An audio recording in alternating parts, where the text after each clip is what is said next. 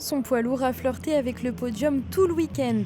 Sur le circuit Bugatti, durant les 4 courses du championnat de France Camion, le pilote Yorick Montagne alterne entre la 4e et la 5e position.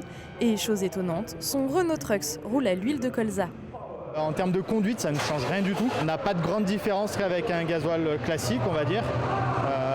On change un petit peu la cartographie du moteur pour faire un petit peu différent, mais globalement, on est très satisfait. Les performances du team de bénévoles Aravi Racing réjouissent son partenaire et fournisseur Oleosan, une marque mise au point par le groupe Cepol il y a 2 ans.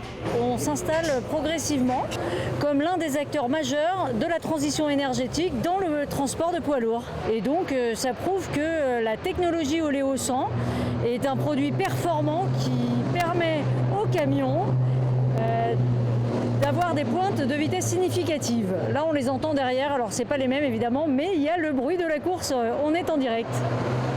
L'autorisation de rouler au biodiesel est soumise à une norme européenne entrée en vigueur il y a moins de 5 ans.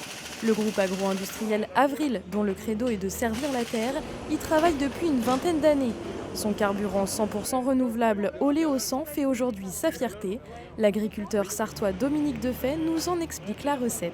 On part d'une graine de colza qu'on triture.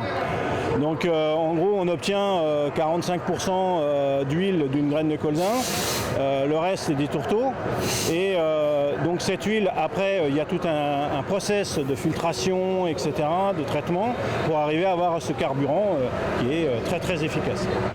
Grâce à ce biocarburant, le responsable du team Aravi Racing constate un autre avantage sur ses concurrents qui roulent au pétrole. Ça nous aide parce que ça fait un peu moins de fumée.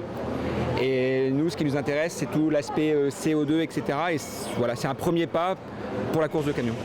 Cette huile 100% colza français permet de réduire d'au moins 60% les émissions de gaz à effet de serre de ces poids lourds.